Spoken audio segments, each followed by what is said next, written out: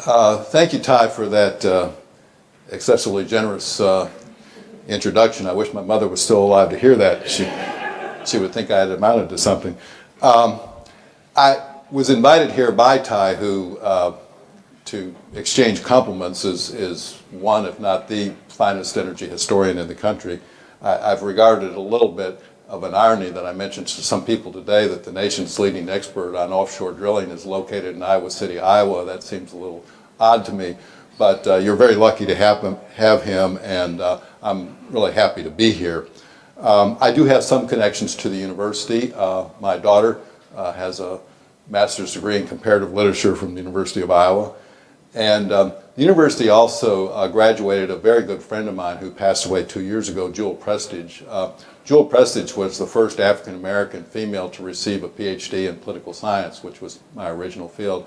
And we worked very closely together on a little bit of politics, but mainly academic stuff. And she was chairman of the political science department at Southern University, and many of her students became major forces in political science and in politics. And she got her degree in political science from the University of Iowa in 1954, the year of Brown versus Board of Education. So I think having that as her, Jewel, who was a tremendous person, as one of the graduates of this school speaks well for everybody associated with the university.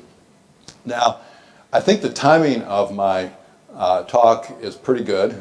It will finish in time for you to get to the presidential debate.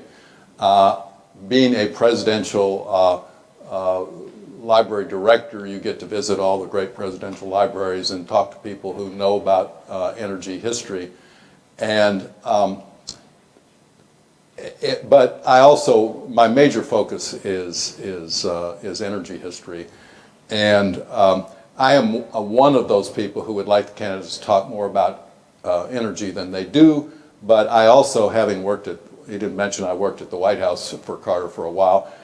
You get a little different view at the White House too, that they're juggling a lot of balls, and energy is one of the balls that they juggle. So it would be, we can note if we go back to the primaries that they did discuss energy issues during the primary. For instance, Bernie Sanders and Hillary Clinton had an argument about fracking.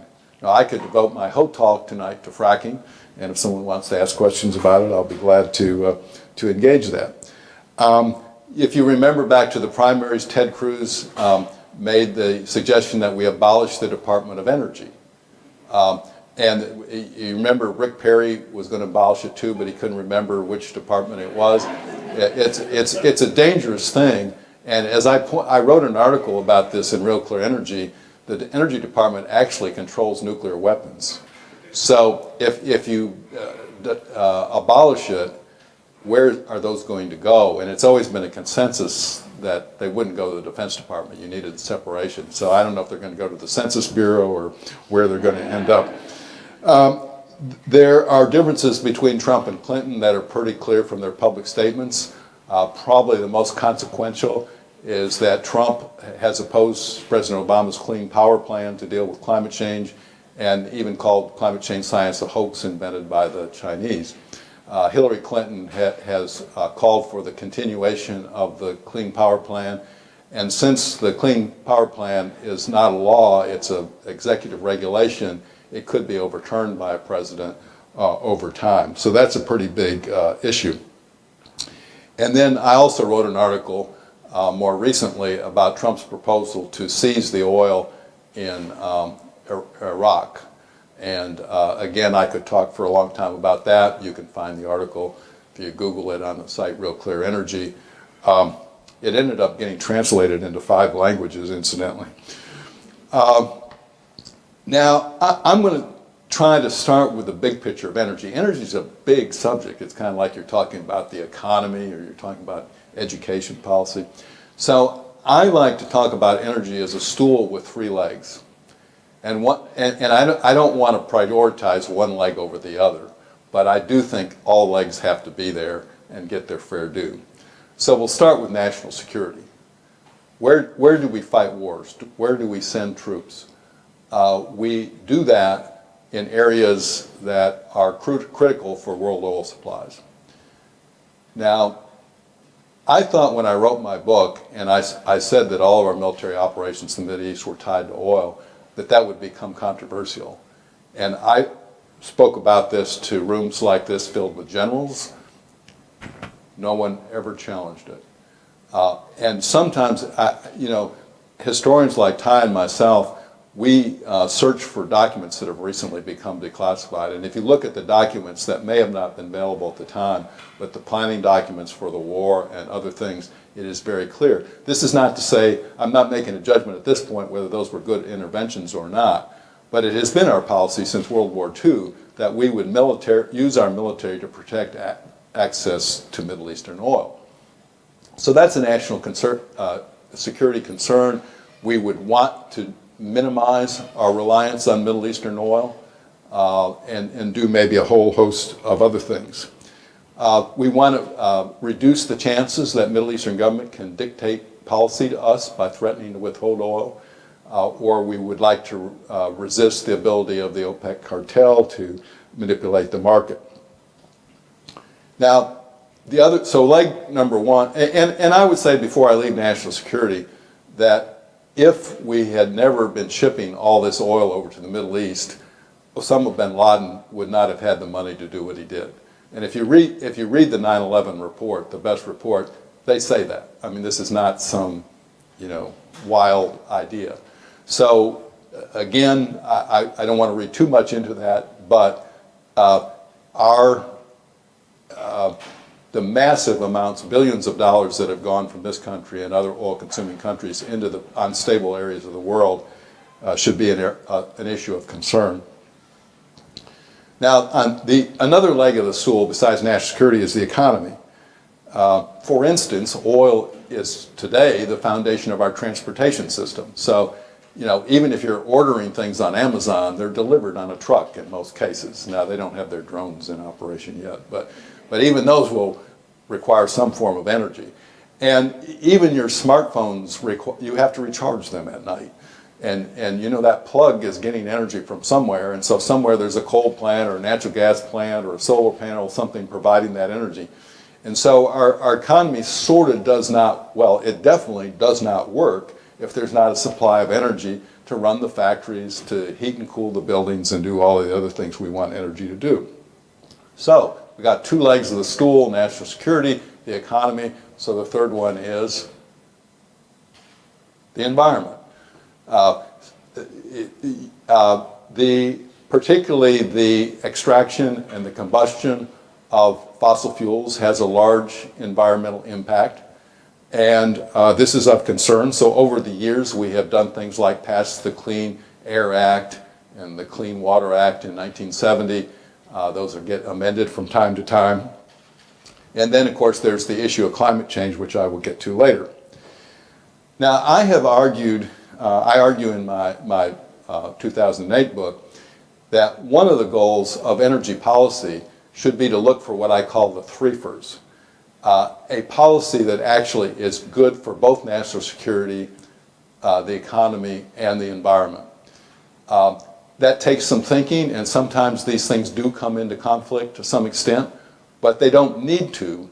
And so the example that I throw out, not everybody agrees with me, but I've always viewed the automobile efficiency standards as something that was a threefer, because by making automobiles more efficient, we reduce the need for foreign oil. It means that we're having to spend less of our money on imports, so it's good for the economy, and it's obviously good for the environment if we're combusting less gasoline and diesel fuel. So that's the kind of thing that I think in energy we should be looking for and where the priorities should be. So look at this from the view of the president. The president is different from an advocacy group. He's not an environmental activist. He's not the Chamber of Commerce. He's not a national security think tank, or he or she.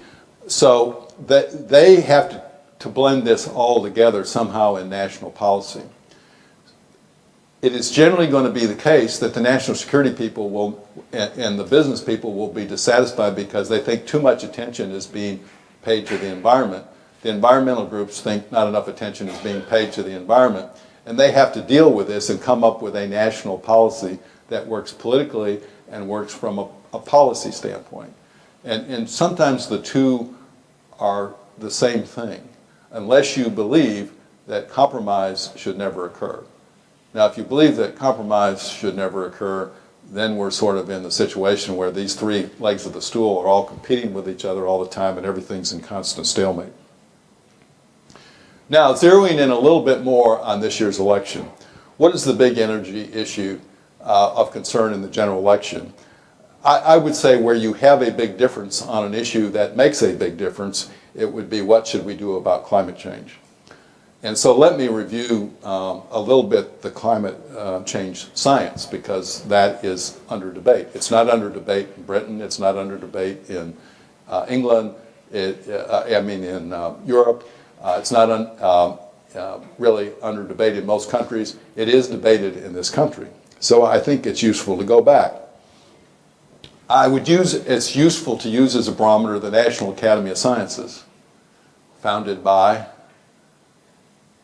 Abraham Lincoln, to bring the advice of scientists, or to form a group of scientists who would advise the president on scientific matters. And more recently, the White Houses also tend to have an in-house group of very eminent scientists who advise the president. So when did the National Academy of Sciences come to the conclusion that there was a very clear link between human activities that were raising the temperature of the globe and would lead to sea level rise and other effects? It was 1979. I could argue that the 75 report virtually did that, but most science historians would say 1979. So this is not now this is when there was a consensus. It's not when there were a lot of scientists writing about it or making this argument. It's when this body that is supposed to represent the consensus of science and is very cautious about giving that blessing came to that conclusion. Now, the understanding continues to evolve, and this is still a difficult issue, even just within the science community. And let me make a distinction here that I don't want to get too policy wonkish, but a couple of these distinctions can really break through a lot of the clutter. There's I've testified before Congress on this issue, and one question they like to ask is the science settled? Okay, think in your own mind, how would you answer that question? Is this climate science settled? Well, yes and no. I would be hard pressed to name any, there might be one or two out there, but all scientists would basically agree that the human activity is leading to the greater accumulation of carbon in the atmosphere, that carbon is an OPEC gas that lets in more heat than it lets out, and that the climate is warming. That's settled. The totality of climate change science is not settled, nor will it ever be, because there are other gases that affect. Sulfur tends to have a cooling effect. Nitrous oxides has a warming effect. Methane has a warming effect. We don't know exactly how long they stay in the atmosphere. We can make pretty good estimates. We don't know exactly how the oceans are interacting with the atmosphere. We can't predict exactly what the, to the 10th decimal place, what the relationship is between the greater accumulations and higher temperatures. So there's a lot that we're still trying to find out. But if that part of it has to be settled before we act, that's basically saying we will never act. And we've never had that standard of proof for anything we've ever done. You don't have that standard of proof on how you conduct your day. If something's 97% certain, you buy an insurance policy at the very least. In fact, I buy fire insurance for my house even if the chance is 1% it's going to burn down. Now, there's another problem with climate change, and that's why it's a little bit different speaking to a younger audience. The accumulations of carbon stay in the atmosphere probably for at least centuries. EPA says 1,000 years, but they don't know for sure. That's a long time. So if suddenly 10 years from now we were going to cut carbon emissions, the accumulations would still be rising unless we cut carbon emissions below what they'd been 1,000 years ago. So there's a permanency to these emissions.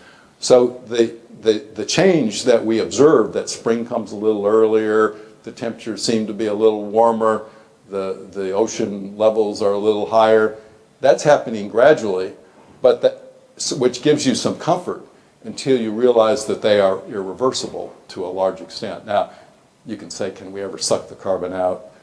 Probably not, but maybe. Now, the fact that there are long time lags tends people to push it aside. On the other hand, I would argue for early action to get started as quickly as possible to deal with the problem, because it's not like if you have a chemical spill in the river through town, you can at some point clean that up. The carbon in the atmosphere, we don't have a way to clean that up. And the people that say we could go up and do that, if we don't know how to prevent it from happening, what's to lead us to believe we can go up there and tamper with the atmosphere and know exactly what we're doing? Now, so far we have done some things about climate change.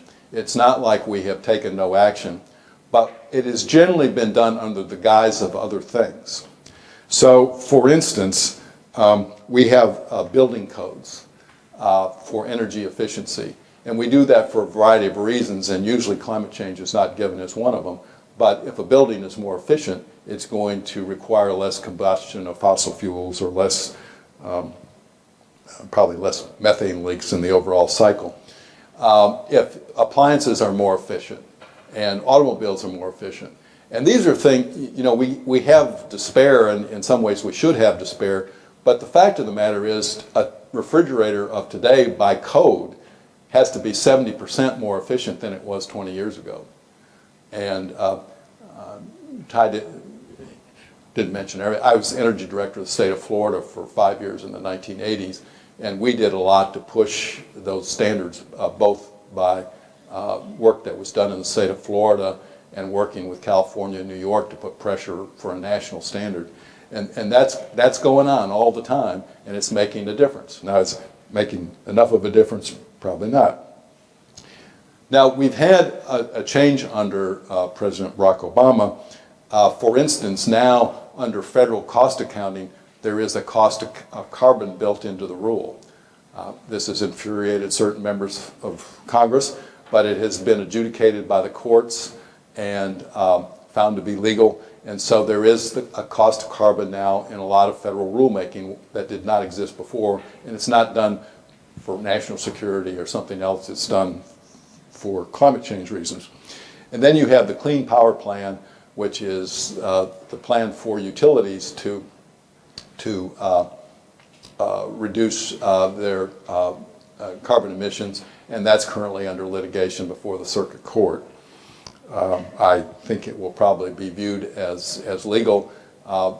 It is very useful to note out, to remember that in 2007, the Supreme Court directed the Bush administration in the case Massachusetts versus EPA, that EPA had to deal with climate change under the Clean Air Act. So this was not something that was dreamed up by President Obama. He had been mandated by the courts to deal with it. So that's ongoing, and also they have the current automobile efficiency standards now. Also, the current administration has introduced a climate change part of that. So we're going to have to do more about climate change. There's generally been a consensus among most scientists that work on the years that by the year 2050 we need to have reduced our emissions by 80%. And it seemed like 8 years ago that wasn't terribly controversial. In the 2008 presidential campaign, President Obama called for an 80% reduction. Senator John McCain, who's done a lot of work on climate change, called for a 60% reduction, which wasn't at the 80, but not too shabby. I mean, that's significant. But obviously, more is going to have to be done, and probably at some point, jump over the hurdle of moving to a cap and trade system or a carbon tax system. And then other gases can be treated separately. And if you don't follow the energy news recently, we did have the Ugali agreement last week. Anybody know where Ugali is? Rwanda. And with strong support from the African nations, they've agreed to phase out hydrochlorofluorocarbons, which are very intense greenhouse gases. And the African nations who want to introduce air conditioning know this will make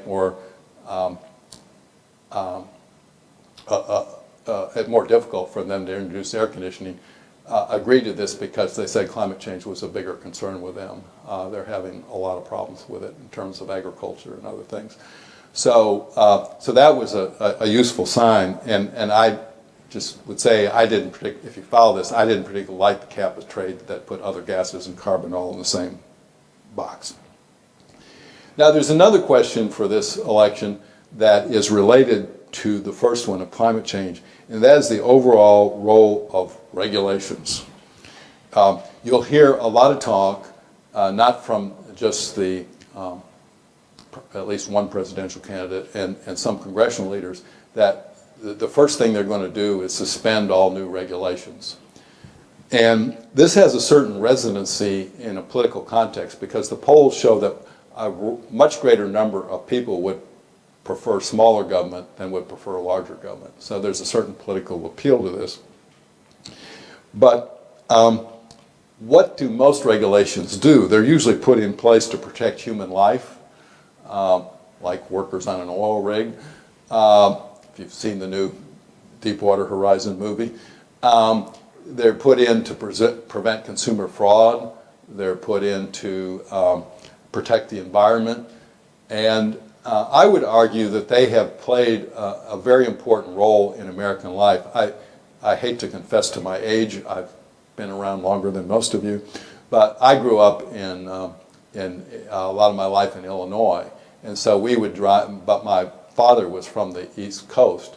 So we would drive east in those days. And when you drove through Gary, Indiana and Pittsburgh, Pennsylvania, it was a disgusting experience. You had to close your nose and you almost were asphyxiated by the fumes.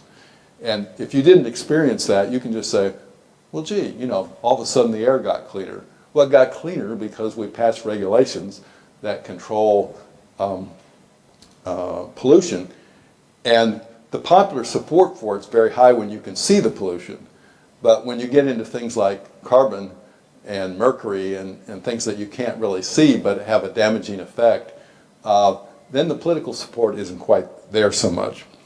But the rule is generally that regulations have to be updated from time to time based on new scientific information. Presidents make a difference, usually, in how strong they're going to push the regulations, but the courts review them on both sides. If an administration is not keeping the rules current with what we know about science at the time, they'll be sued by an environmental group complaining, and the courts may mandate that the administration deal with it. If they think somebody thinks the administration is being too aggressive, almost all these are litigated in the courts. Again, it's not something that you can just unilaterally put into place. So I'm certainly prepared to take the position that some regulations are not well drafted, that people in Washington can sometimes be arrogant when dealing with the rest of us out here in the country. But I do think you want good rules, and the good ones are negotiated between industry and the government. Industry actually prefers national standards to state standards, and the markets cannot do it by themselves because these environmental considerations are what economists call external costs, and they're not built into the price of products and services. So unless you have some sort of tax or regulation, you're allowing garbage to be a free good. You know, my garbage company could charge me less money for picking up my garbage if they could just dump it in the river afterwards. So but that would be allowing me to have a cheaper price so it could be dumped in what lawyers call the commons. And we don't allow that. And so allowing carbon to be dumped in the commons is sort of the same principle. Now, question number 3, I think I can get to most of my questions tonight, is should we work together with the rest of the world on energy matters, or should we just go our own way?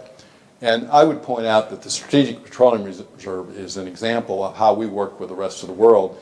We have down on the Gulf Coast about 700 million barrels of oil in storage. Our predecessors put that in down there. Most of the actual oil was put in when Reagan was president. It puts us in a stronger national security position if we want to boycott Iran. It allows us sometimes when there's a hurricane that might, say, knock out some offshore oil rigs. We have oil in reserve. We don't use it often, but the fact that it's there is helpful. And we have agreements with Europe that when we have a problem, they will release oil from their reserve, which they actually use a different system, but they have reserves. And now China's coming into that system. And after the hurricanes hit in 2007, there was oil released from Europe into the American system to alleviate that situation. It was not mentioned in a single American newspaper that I could ever find. I searched. It does not fit the narrative. We do not believe that when we have relations with other nations that there's a benefit to us. It's only that we're giving them stuff, okay? So it never made any American paper. The only reason I found about it is I was reading a European website and found out that the European Union had taken position to release these stocks. And so then I went to the official import data of the US government and found that indeed this oil had come in. Helped us tremendously, but we don't ever admit that we're helped by other countries. And yet in energy in so many areas, there's a lot more to my advantage.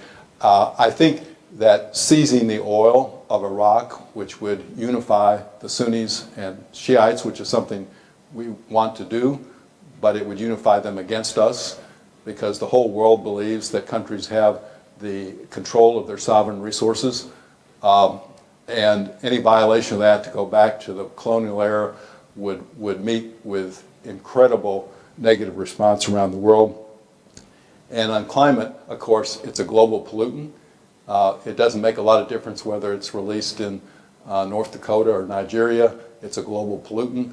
And so we need an international response. So we recently had the Paris Agreement, which turned out quite good, and then the Kigali Agreement, which I mentioned. I'm going to leave out what the role that technology can play. If you want to ask about technology, I think it's exciting. I'll get back to it a little bit. And I'll make my fourth and final question, and you'll have to excuse me for getting a little policy wonkish here, but is expertise important? I do not expect a candidate for president to know as much about energy as I know. But I want people on their staff and people that work for them to know a heck of a lot about it. And I want them to have access to the president. It's a little, I'm less involved in the Washington scene than I used to be, but you know, in a presidential campaign, I usually still know some of the people that are working in the campaign, and I judge candidates based on whether they hire people that I think are competent, people that I think are trustworthy and have the interest of the United States ahead of their own economic interest. And I look at who's advising these presidential candidates, and that helps. And so let me say that if you want to be a policy wonk, you have to deal to some extent with this.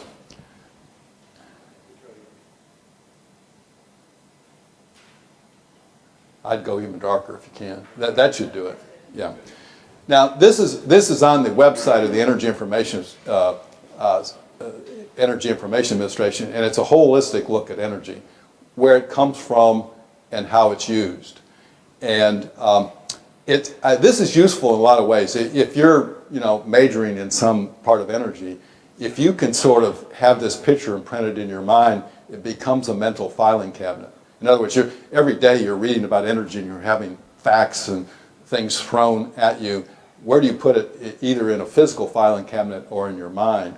And once you have this, this down, it organizes everything. So most people in energy are going to start with the back end of this, that we're using energy for residential purposes, for commercial buildings, and for industry and transportation. And so if you want to achieve real goals, find ways to use less. You know, that is the most efficient way to do it. And then there is where it comes from. And you can say you got petroleum imports, other imports, which would be natural gas, and then you have exports up there at the top. And then you have where it comes from. You have the renewables and the crude oil and the natural gas, and then the processing in the middle. You can make the processing more efficient. All along this whole process, there's waste heat being thrown off in the atmosphere, which is basically waste energy. In many processes, it's over 50%. So there are many, many opportunities to make the system more efficient, which is good for the economy, and it's good for the environment, and it's good for national security. Now, I'm running, I'm going to have a lot of questions, so I'm not going to go to the picture of 2005. But let me tell you, if I put up 2005 and you actually dealt with the numbers, here's what you would find. From 2000, and incidentally, I have a sheet with all these numbers written down, and I have a picture of this diagram. Now, it's on the web, so it's in color, and this is just black and white. But I do have the numbers, which I calculated. So these are available for any of you who want them afterwards. Energy consumption from 2005 to 2015, how much do you think it went up? Pardon? It's a trick question. It went down 2%. Now, that's not tremendous reduction, however, but population over that 10-year period went up 9%. The economy controlled for inflation in constant dollars went up 15%. So the economy goes up 15%, population goes up 9%, energy consumption goes down 2%. So to me, the way I phrase this is the ship has started to turn. We're not where we need to be, but we have reversed this upward trend. Production in the United States of energy went up 28% over this 10-year period. During that 10-year period, coal production went down 21%. Hydro and nuclear stayed about the same. So what that means, if coal went down that much, oil, gas, and renewables went up a lot to get you to that 28% increase. Renewables, in fact, went up 60%, and that's mainly wind and solar. But that number would be even higher if you didn't include hydro, which is kind of constant, and you used a closer year, because most of the growth has been in recent years. So there's a lot of momentum behind renewables. Energy imports went down 31% over this 10-year period. Energy exports went up 183%. So we are now exporting refined oil, and we are virtually eliminating natural gas imports from Canada and importing natural gas to Mexico. Over this 10-year period, carbon dioxide emissions have gone down 12%. The percentage would be higher if we use 2007 as the base year, because that's when our emissions peaked. And so that's what the United States uses as the baseline for how we're making progress, even though we signed a treaty with Europe saying that we would use 1990 as the baseline. So we say we're doing better than Europe. Well, yeah, if you use 2007 as the baseline, we are, but if you use 1990 as a baseline, we're not. So, but anyhow, from my years in politics and government, don't dismiss progress, even when it's not enough. So we're going to have to find a way, and we're not doing right now as well on the other gases as we are on carbon.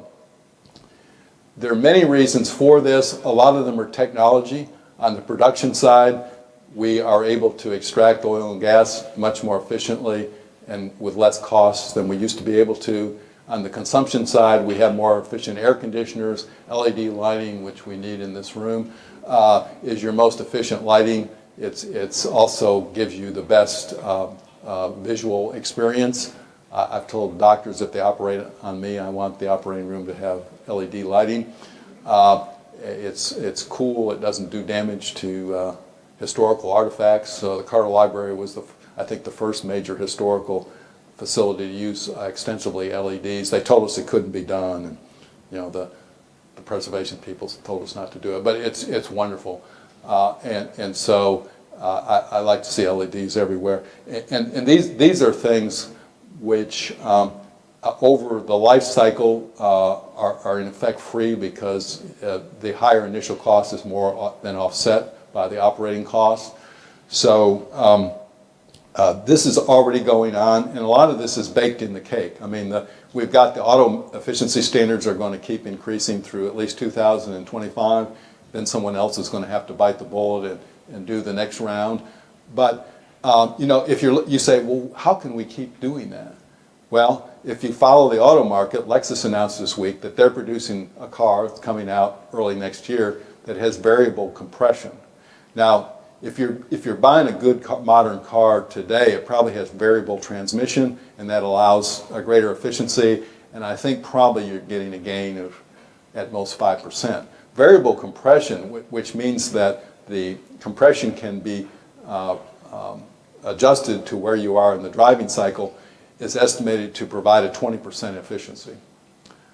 Direct drive motors for things like fans and appliances, which are coming into the market but not yet required under code, those are providing things like 20% efficiency. So there's so many ways.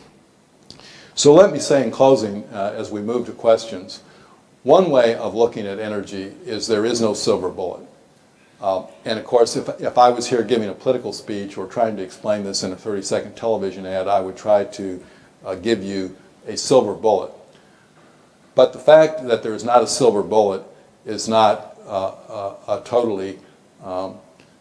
does not shut the door on progress, because there's a lot of silver buckshot. So no silver bullets, but a lot of silver buckshot. But at least some of us are going to have to become policy wonks, so we aim the silver buckshot right where it needs to go and it's not wasted. So we need policies that are precise, economically effective, and produce real results.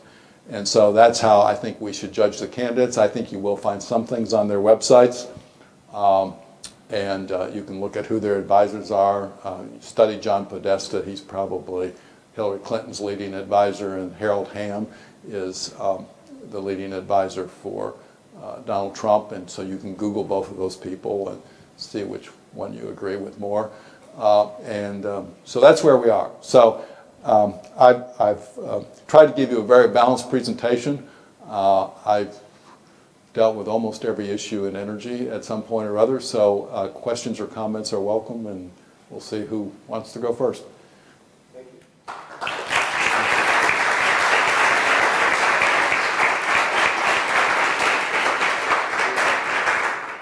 Yes, back there.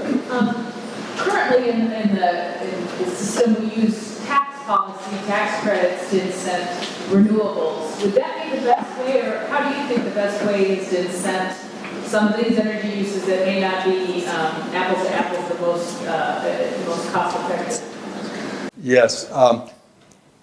Most economists, and I, who am not an economist, would agree that it's more efficiency to put a tax on the pollution than to provide the credit for doing the right thing. But as a historian, this was debated when Carter was president, and the Congress said, well, we'd rather give away tax credits.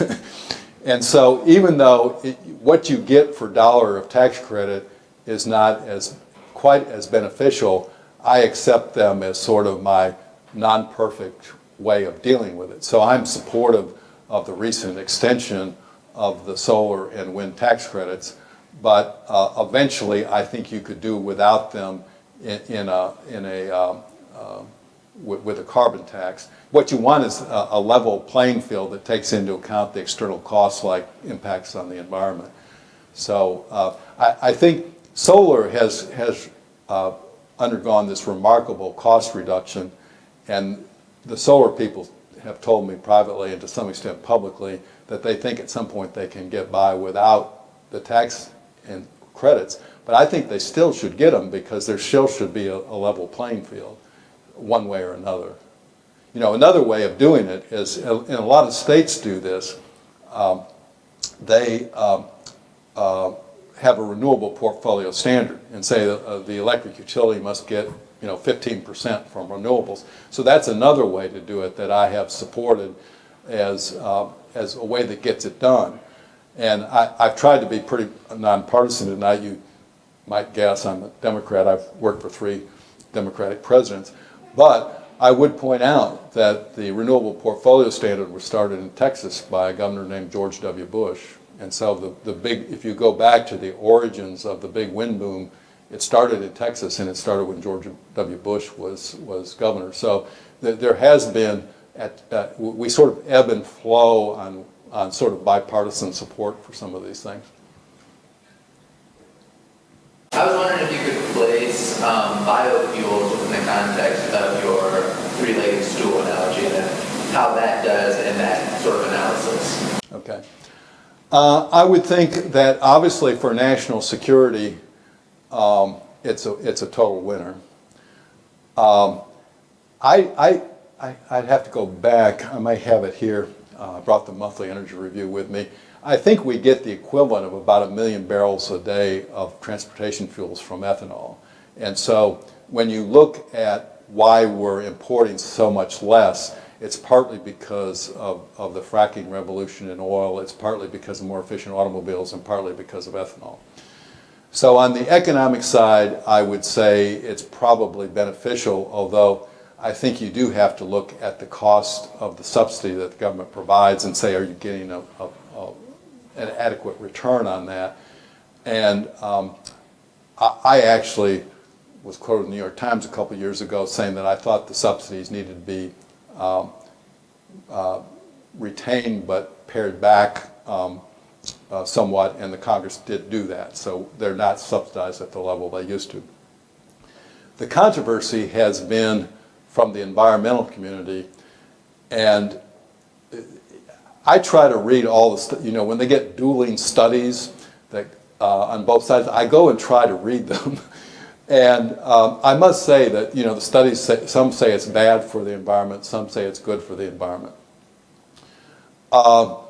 My judgment would be that the use of corn kernels would be a net negative for the environment, because that you're taking it out of the food chain and you're using a lot of fertilizers to grow those kernels, and you're disrupting a lot of soil, and of course the distillation process uses energy. But if you used other things like switchgrass or miscanthus, which I was using, or corn husks, which is partially a waste product, although when I looked into it, they actually do use corn husks to feed the pigs, I think. So it's not totally thrown away. I mean, people are very innovative about how they use waste products. I think the environmental community's been a little too hard on ethanol, and because it achieves national security objectives, I think the environmentalists need to be a little more sensitive to that. But I don't think it's the ultimate solution, because you're having to use energy to create energy a little bit more than you are with a solar cell or wind. But until we get electric cars, wind or solar don't really provide transportation fuels. So to act like wind and solar solve every problem for the next 20 years, it's just not technically possible. I do think there will be a time where the vehicle fleet will be more electric, certainly, than it is now. But it may be that people two-car families may want to have one gasoline engine for the longer trips and the electric for the shorter trips. But it sort of depends on how the fueling station. So I want ethanol to be there as a viable opportunity. I think when entrepreneurs get involved in things, They can often lower costs, and lowering costs often is identical with reducing the waste of energy. So if it comes into wider practice, I think it has a lot of opportunities. So I think it's an absolute necessity as part of the national strategy over the next 20 years. I think it will have to make a lot of technological improvements and reduced energy consumption to continue past that point. And the preacher announcement. You talked about keeping your energy usage stable from 2005 to 2015. I'm assuming that's efficiencies, but if you project forward, I guess it's obviously going to be diminishing returns on efficiency as you go forward. And with a growth economy, do you see that beginning to expand again? Oh, I think it'll go down a lot more. If you go back to the 60s, energy consumption was rising much faster than economic growth. And then basically after the Arab oil embargo, it went down. It went up less than economic growth, but it was still going up. And then we got to a point maybe 10 years ago where it was rising at roughly the population growth. So now it's turning around. And as long as we keep updating the appliance standards and the building codes and stuff like that, it will come down more. Now, it won't come down enough to get you to the 80% carbon reduction by 2050. So for that, you would then have to go to a carbon tax or cap and trade or something, which would require congressional action. And as a political scientist, I would point out that to get something past the Senate, you need 60 votes out of 100 because they have something called the filibuster. So Congress is a formidable problem, but Congress did pull together to pass the 2007 Energy Independence Act, which again was signed under George W. Bush. And that has a lot of teeth in it. It revived the auto efficiency program. It did a lot of things. That's the legislation that basically outlawed the incandescent light bulb. And it had only 8 Senate votes against it, I believe. So I think it can happen to sort of move to that next stage. But I think even if we don't get to that stage, that you'll see bigger drops in consumption, but we just need to do more. And you know, of course, there's the option on the production side to switch to more zero carbon fuels. But even the most fervent solar advocate will tell you, check your energy consumption first before you buy your solar panels and get your use down to so you're not wasting any energy, and then design your array of panels and how much you're going to need to have. I have 6 kilowatts on my roof at home, but I also have every appliance is the most efficient that's on the market. It's way above EPA standards. With a large portion of the world still living in more of a developing type of regime, with about 2.6 billion people relying on solid fuel production for domestic energy, they have aspirations of joining the rest of the world in high energy consumption. From an energy and environment perspective, what type of solutions do you think, and what type of involvement that involve from the neighboring communities to ensure that their come up isn't done the same way that other civilizations have? So, you know, we built technological infrastructure on the backbone of coal and other solid fuels. If we want to prevent 2.8 billion people from increasing carbon emission, what type of infrastructure or solutions do you think are discussed politically? Okay. Well, you know, I've lectured extensively on this in China, so I'll use China as an example. I would, you know, if I was China, and to some extent they'll do this. I mean, I have spoken to the Communist Party over there, and I think they are eager to deal with the climate change problem. You know, and partly because when you're cleaning up carbon emissions, you're also cleaning up other emissions that are very serious health hazards. So getting coal out of the system has a lot of benefits other than climate change. So if you follow in China closely, they're cutting back extensively on what was thought to be their demand for coal. And the reason is that the climate change is disrupting the hydrology of the country. They're losing the snowpack is not as dense, and so they don't have the spring flows of water, and it's caused a lot of agricultural problems. So there's a cost to these countries of climate change. If you take a country like Bangladesh, which is one of the most vulnerable countries, both economically, it's got a very slow incline along the shore, and it's very crowded with people, and it's kind of like Miami. It's going to be an early target of rising sea levels. In Miami, they can build, the Dutch build dikes, and so Miami's going to be a dike city. Bangladesh can't do that. They also have nowhere they could move to. The United States, if you're in Miami, you probably got relatives in Chicago, and you can go live with them, and, there are contract laws, and you can buy property. Bangladesh, they can't do that. So on the one hand, they have to do a calculation of what is the economic damage to their country that occurs from climate change.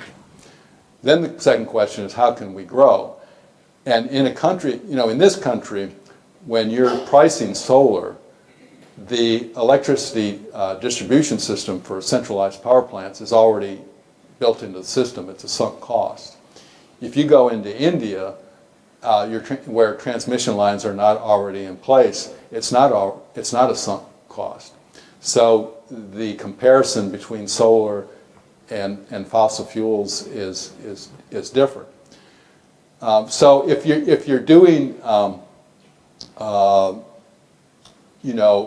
say you're industrializing like China or Korea, you want to get as much gas as you can. That would be better than coal.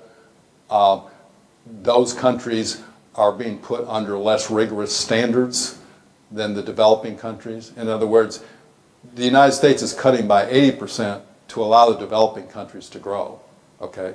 So Kyoto and everything else has built that in. That because they're growing and their per capita use is so much less than the United States, that they may not have to cut at all. So when they calculate what the world does, you have to go through the whole process. But they're saying Europe, the United States, and Japan, you got to cut by 80%. But they're not saying Korea, you have to cut by 80%, or Nigeria, you have to cut by 80%. So I do think there's a lot that the poor nations can do if they're energy producers on methane leaks. A country like Nigeria is wasting all this methane that's being flared into the air. So I think you can make this work and still be accountable to the needs of the world. If we could develop cheaper nuclear plants and displace coal with that would be helpful. I don't know what the odds of that are. I'd say less than 50-50, but it's a possibility out there. I do think you have to be sensitive to the needs of the third world. I started my career as an Africanist and lived in Africa, and so I'm pretty sensitive to it. But I think that some writers like Lomborg and others who have overstressed this point that somehow it's an attack on the third world to try to solve the climate problem, I don't agree with that. If you look at a lot of the conflict abroad, Darfur and other places, it's because of the loss of arable land due to climate change. And countries that don't have good land claims laws, it leads to civil war. So, I mean, the cost to these countries of climate change is immense. So we need to, find the technologies that are cost effective.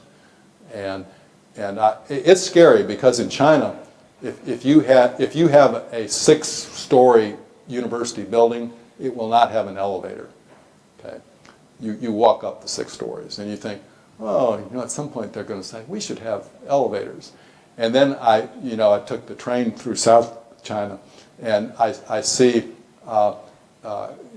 some of the more wealthy urban areas, they have maybe a BMW in the driveway, but they're hanging the laundry out to dry. Oh, they don't have a clothes washer yet. Suppose 1 billion people buy a clothes washer. I mean, so I think some countries are willing to slow down growth a little bit to do it the way that it's right. So I think particularly with luxury goods like fancy automobiles and appliances, that you could put in Western style efficiency standards, and that might delay people getting the clothes dryer. But is that the end of the world? I don't think so. And if you read my 2008 book, you'll find one of the things that really made me mad was when China joined the World Trade Organization insisted that they stop their punitive tax on gas-guzzling automobiles imported, because that was an infringement on international trade. And I pointed that as to one of several examples that I hope people 50 years from now will say, what were those people thinking? China has now scaled back on that somewhat, but up until they joined the World Trade Organization, you know, it was like India. You know, you pay like a 300% tax if you get, you know, the top level Mercedes, and that was viewed as being a punitive trade restriction, and so people start importing more cars that get, you know, 10 miles per gallon.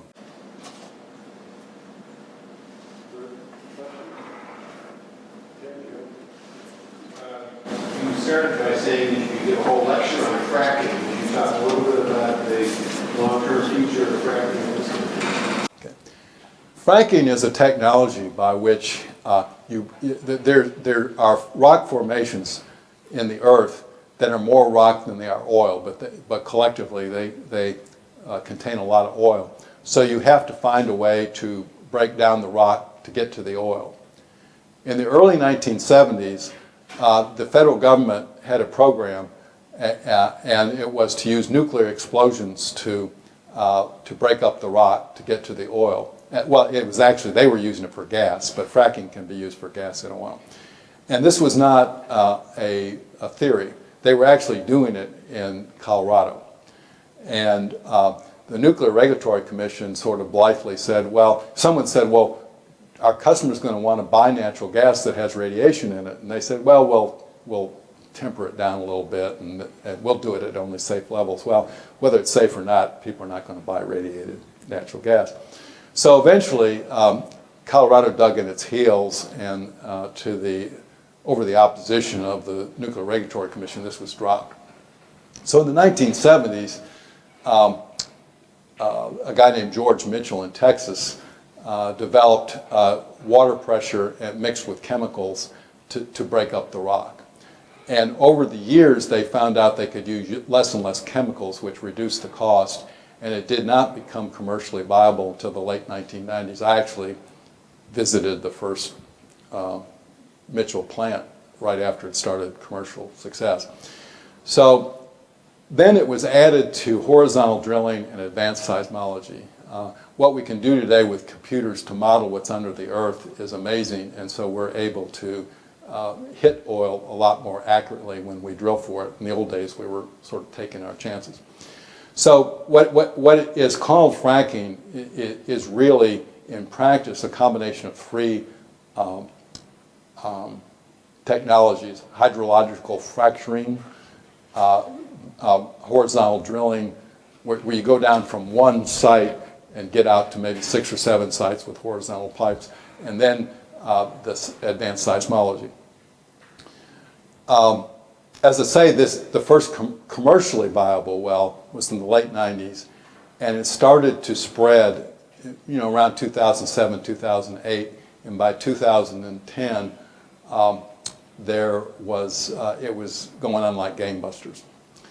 And one year there, we had, I forget what year, it might have been 2011, but there was one year where oil production in 1 year went up 1 million barrels a day, which was the largest increase in the history of the United States. And you have to remember, we thought oil production had peaked in 1970 and it was coming down. And then the gas revolution was also so immense that it's caused a massive shutdown of coal plants, and you know, as I say, we're not exporting gas from Canada. We're exporting it to Mexico. We're not importing from Canada. We're exporting to Mexico. So the impact on gas and oil has been immense. Prices are cheaper on both of them because of fracking. So the environment. There are several adverse effects from fracking. One is earthquakes. And in the state of Ohio, where they had some earthquakes, they brought in the geologists in the state and they figured out where all the fault lines were, and they adjusted where people were allowed to drill, and they fixed the problem. In Oklahoma, it was clear that the earthquakes were, these were not huge earthquakes, but they were tremors of some substance, was being caused by the re-injection of the oil, of the water that was used for the fracking. Now, water doesn't need to be re-injected. It can be recycled, and it should be recycled. But the state of Oklahoma, rather than to take the approach of Ohio, said that they didn't believe it, that it was causing earthquakes, even though all the evidence pointed to that. And so they continue to have these earthquake problems, and finally now they've sort of had a come to Jesus moment, and they've admitted there's a problem, and they'll figure it out. Wondering, like, had a come to Jesus moment with the earthquakes that are bad and home to the oil. Yeah. So, okay, that's problem number one. It can be dealt with. Problem number two is water contamination. I've given this talk to people in the audience whose water they felt had been contaminated by fracking. The fracking is not done at the level of the water table. There can be some methane intrusion without fracking. I think the EPA and the others, when they have studied it, have found that statistically there does not seem to be that much damage to the water. It's a little hard to get the data because there certainly are some cases, and usually how those are settled is the company will make a fairly large cash contribution to the person whose water was spoiled, and then there will be a confidentiality agreement, so you can never find out exactly what happened. You know, that's the problem with confidential legal settlements. But I'm, for myself, I am comfortable for that being dealt with at the state level. There are issues like methane that I think have to be dealt with at the national level, because now methane has a global impact. I think North Dakota has done an abysmal job capturing methane. Texas does a pretty good job. And they can all do better. We have a lot of opportunities to reduce methane leaks because methane is a valuable fuel, so people in many respects want to prevent leaks because it's like letting money flow out. And also our detection equipment is getting so much better, we can find leaks that we never would have been able to find 5 years ago. Now, the ultimate question is there a gain from for the environment in stopping fracking? And that, I don't think there is in the short run anyway. And the reason I say that is because the displacement of coal has to be one, if not the top priority. And there have been some studies, including one notable study at Cornell, where they were about to frack around the university. So a couple of professors came up with a study, you know, that coal was not as bad as fracking. I don't find any. I've read the reports and the rebuttals myself. I've talked to people in the energy field. I don't know anybody in the energy field that agrees with that. One of the statistical tricks they used was they said, we did this evaluation from a 25-year perspective. Well, I'm sorry, but carbon dioxide stays in the atmosphere for about 1,000 years. So unless you're willing to sort of tell your grandchildren to buzz off, which I'm not willing to do. I moved to New Orleans so I could live across the street from my grandchildren. I think that's a fallacious way to do the calculation. And actually other professors at Cornell and other people rebutted it within a couple months. So I think the trade-off of gas for coal is a good one, realizing that at some point we're going to have to either phase out natural gas as well or capture the carbon from the gas. Now, oil fracking, if you, for instance, don't frack in North Dakota, what's going to happen? Okay, and the demand doesn't change. So you got the transportation demand is the same, and we shut down all the fracking in North Dakota, which would be the first place I would shut it down if we were going to shut it down someplace. Well, oil production is going to go up in Texas, it's going to go up in Nigeria, and we're going to import the oil, and the consumption of oil will be the same whether they produced it in North Dakota or not. Now, we, in the environmental movement, the history over the last 50 or 75 years has been to deal with mainly local environmental issues, and so people don't think in a global context. But for a global pollutant, it doesn't make any difference to us whether the pollution is in, the production comes from North Dakota, whether it comes from Nigeria. In fact, I would argue that it's probably better to have it from North Dakota, because as bad as North Dakota is on the flaring issue, Nigeria is worse. So, it's a bad source of oil just from an environmental standpoint. So my argument is the best way to keep carbon fuels in the earth is to reduce the consumption of carbon fuels, not to piece by piece say, well, this particular pipeline or this particular project is the crucial issue on whether we're going to deal with climate change or not. You're going to have to deal with it from a statistical standpoint and do the things that are going to produce the biggest reductions in it. So I view fracking as a necessary evil. In the short term, it's been extremely helpful to the economy, reducing dependence on Middle Eastern oil. It provided a lot of jobs at a time around 2009 and 2010 when the recession was so severe that I was afraid it was going to spiral out of control. When unemployment gets to 10%, it reduces consumer demand, which produces employment more. It produces more unemployment, and it can be a vicious circle. So the fact that fracking was there at that particular time. So I get in trouble with a lot of my friends because I know it's a controversial subject, but I think if you look at it from a holistic energy standpoint, the priority should be on getting rid of coal. And I think in terms, it's a little bit like the drug war.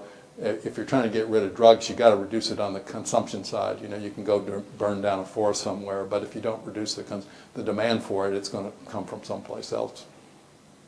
Can you talk about the context of this with energy security and energy independence, as we like to say, with the increase in production, but yet you've got world energy markets, and what does it actually mean outside of the oil reserve that you mentioned earlier? Well, there's some argument that trade has such a benefit that we should allow free trade in oil and everything else. There's an author named Robert Bryce, who says, well, we don't complain that we import most of our running shoes, so why should we complain about the import of oil? Well, I think the two are very different. Being an historian and going back into areas that we now have declassified documents, the Middle Eastern countries have tried to extract things from us. And the way they got us one of the ways they got us to go along with this was they buy, at least back in the 70s, 80s, they were buying huge amount of military weapons. So in one sense, from an economic standpoint, there was a trade-off there. But was it wise to put that much weaponry into the Middle East? The weaponry we put into the Shah's government in Iran is now under the control of a government we don't like. So, I think that you try to have free markets wherever you can. And I do not support quotas on oil imports, which the United States did from 1959 to 1973. But I do think that we want to reduce the demand for oil and in a competitive market, increase our domestic production. There has been some government subsidies for fracking over the years, but now it's mainly the private sector that's driving it. So, the other thing is the balance of trade. Back when I wrote my book, our trade deficit on energy was larger than our trade deficit with China. I'm not someone that's totally alarmist about that, because I think a lot of the numbers don't fully value services and software and other things that we're selling. But I do think, the dollar has definitely strengthened as we brought our oil imports down. And if you go to Europe for a vacation, you're going to really appreciate the fact that the dollar is much stronger against the euro. So I think there's a lot of benefits of dealing with it. But there is a pretty, my book was really pilloried by some of the free market think tanks that I was naive to think that we needed to deal with the oil dependence issue. It's like anything else, it depends on what the cost is. I think we were able to do it at fairly low cost. You know, have we suffered in some way because of it? No, we have more jobs now here, we have a stronger dollar, so, and then we don't have to be as dependent on governments that are authoritarian and maybe doing things we don't like. We talk a lot about the technology barriers to reducing carbon emissions, but are there any legislative or political restructuring or adjustments you see as necessary to supporting the technology advancements, especially like major grid updates and storage? Yeah, well, that's all part of the silver buckshot, and I'm glad you asked that because I was going to get to storage. I think we're on a trajectory now that's very positive for reduced cost for wind and solar, but they are intermittent fuels. So the big technological issue of the next 5 years is going to be how much progress we can make in the level of storage. Now, storage is somewhat equivalent to batteries, but not exactly. For instance, if you have a windmill and it's creating a lot of power at night that you don't really need, and you live in a mountainous area, you can pump water up the hill and then have it come down as hydropower during the day, or you can store it in salt or some mass. But generally it means batteries. And battery technology, for small applications on our phones, I think we're still not where we want to be. I mean, just ask Samsung. It's hard to design a battery that fits in that little space. And Tesla is producing batteries for their cars, and Tesla and others are producing them for homes, and now utilities are starting to buy larger units for storage. So if storage reaches, for a car you want a battery that's lighter, recharges quicker, it has to cost less. The Department of Energy is investing a lot of money in storage. A lot of companies are, hope they're going to hit the jackpot and be the place to go. And it's like anything else, the more you make, the more you can bring the cost down. And that's what Musk is trying to do at Tesla. So if there's only one, there's hundreds of technologies that make a difference in what we're talking about. But if I was going to just follow one, it would be the storage battery market. And I would have this image that you would have your car at home, and the battery that would be in an all-electric car is roughly the size of a battery that you would have for your home. So your car could be your backup energy source at home, and then you fill it up at night when if you have time-of-day pricing, you get really cheap electricity, and then you use it during the day, or you could even use it during the day to run your air conditioner in the afternoon, and then just pump, when the electricity is more expensive, and fill it up again at night if you're not using it all for transportation. So there's a lot of grid positives that you get from storage, whether it's held by the utility or by the homeowner.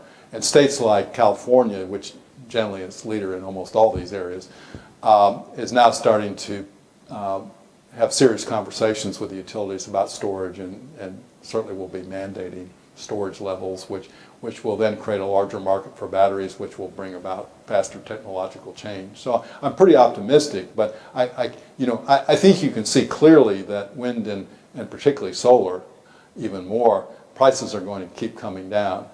I think they will solve the storage problems, but we'll have to see and keep a close eye on it.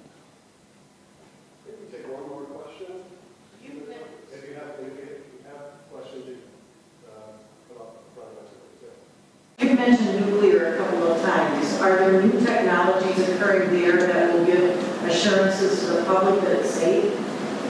Well, I think U.S. Nuclear is safe today. I wouldn't make that comment about every plant in the world. After 3 Mile Island, there was a real searching within the industry, and they now actually do inspections on each other's plants. A lot of the people who set up the system were trained in Rickover's Navy, pretty serious people. I know a lot of them. And when Ty and I were working on the BP oil spill, we actually invited in the nuclear industry to advise the oil industry because they operate with a lot more precision than the oil industry does, as well they should. And I don't think the Fukushima plant could have been built in this country, certainly not in the last 30 or 40 years. Now, that is not to say that the current light water reactor is the best way to handle this. But the problem is something that works theoretically or in the lab doesn't really start to become cost effective until you start to produce a lot of them, because then the private sector is pretty good when something's in a competitive market at bringing the cost down. And the United States, because the electricity growth is not growing that fast, is not going to be building enough to bring the cost of nuclear down or to begin a new technology, because we don't have a big enough demand for it. So this is another area where international cooperation makes a lot of sense, because China and Korea probably will be building a bunch of nuclear plants because their power growth is so large that they're going to be probably building a little bit of everything, and I would rather have them build nuclear than coal. And so they can look at thorium and some of the other things that Carter and Rickover always believed it should have been thorium. And I'm not a nuclear scientist, so I can't tell you, but I am convinced that there's probably something better out there. So if we worked with China and they were building the plants and brought the cost down, then maybe our market would want to buy some of them. But we can't be the leader in the technology because electricity is not growing fast enough. I mean, that's what hit the industry back in the 70s and 80s. They were building these 1,000 megawatt plants, and they greatly overestimated the growth of electricity, and then they ended up suspending construction halfway through. One of the policy issues is the licensing of these, the agencies. What do you think about that? A lot of people call it the decommissioning. Well, it depends on the physical character. Some plants will wear out, but I think they can have an extended life in most cases safely. We've learned a lot over the years. Back in the 1970s, the utilization rate of a nuclear plant was 55%, which meant they were having a lot of breakdown problems, and because you don't build a plant like that to run at 55% utilization. The utilization rate today is about 90%, which indicates that they're a lot more efficient. Usually fewer breakdowns is a good indication of safety. And I think the Nuclear Regulatory Commission, which I know well and I speak to from time to time, I think it's one of our higher quality federal agencies. I think they do a pretty good job. This guy has had a question here for a long time. Can we? No, I think you had a question. Well, I was my question had to do with nuclear as well. And I just wondered, what you say we're not growing our energy demand, but we've got all these, look at these huge percentages from natural gas and coal and crude oil, and that could become nuclear. Well, coal is drop. I use 2015 is the latest year for which we have annual data. I could have used monthly data from 2016. Coal is falling out the gazoo, and that has to be replaced. But at the present time, natural gas, solar, and wind are able to handle that. So it's not like the market is craving for nuclear. I would like, as an energy person, I like a diversified system that doesn't rely solely on anything. And from a carbon emission standpoint, nuclear is better than gas. But there are other environmental issues with nuclear, and gas is a lot cheaper. But I would like to protect at least the 20% nuclear we have now for an optimal electricity generation system. I think we'll be able to handle 50% renewables in the not too distant future, and then we'll have to see how that's working, and I'm pretty sure probably that can then be up. But Germany's finding that there's some technical problems as you bring in renewables, and I think Germany and Japan have made a big mistake by shutting down their nuclear plants because it's causing their emissions to go back up. So nuclear has a role, but it's like everything else, cost makes a difference. I threw some numbers out at you about the changes since 2005. I have sheets that have those if you want them. And if you don't, I'll take them home. So they're right here.